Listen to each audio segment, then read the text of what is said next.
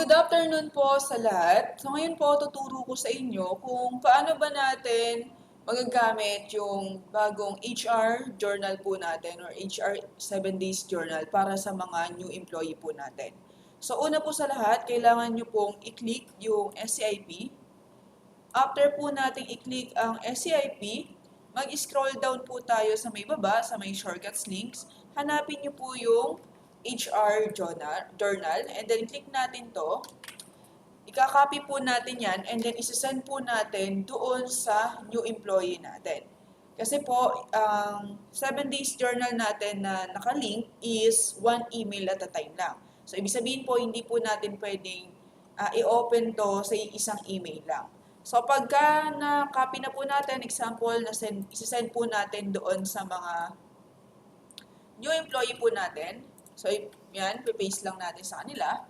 May ilalabas po ng transfer it journey. So, kailangan nyo pong ilagay dito yung contact number nung employee na na-hire na mag-uumpisa po sa atin or magte-training. Yung contact po dito is yung contact number na nilagay niya doon sa may application form. Pagka na-submit na po niya to at tama yung number na nilagay niya, ang lilitaw na po dyan is ito. So, example po ito, nakapagsagot na siya ng 7 days journal niya. So, pwede niya pong balikan yung mga day na mga sasagutan niya. Okay, na-edit po yan. Ayan. So, yun po yung gagawin natin. So, kapag ganito, may mga choices po. Tapos dito po, since ito open-ended question po siya, so, kailangan nyo pong itatype kung ano po yung sagot ninyo. So, hindi nyo po siya next or hindi po matatapos or maukonsider as a finish to kung hindi nyo po sasagutan lahat ng tanong po natin. Okay? Again, sa SCIP po, and then, hanapin nyo po yung HR journal. After po nun, isend nyo po yung link ng HR journal doon sa taong magsasagot ng 7 days journal. After nyo pong ma-send, kapag kinlink niya po yun, lalabas po ito. Ayan, pag inopen nyo yung link natin na yon, lalabas po itong transfer it journey.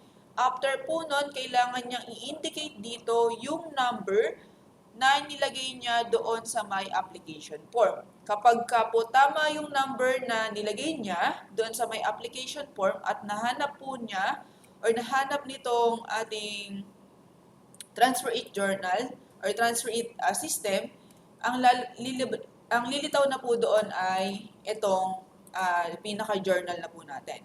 Okay? So, ayan po.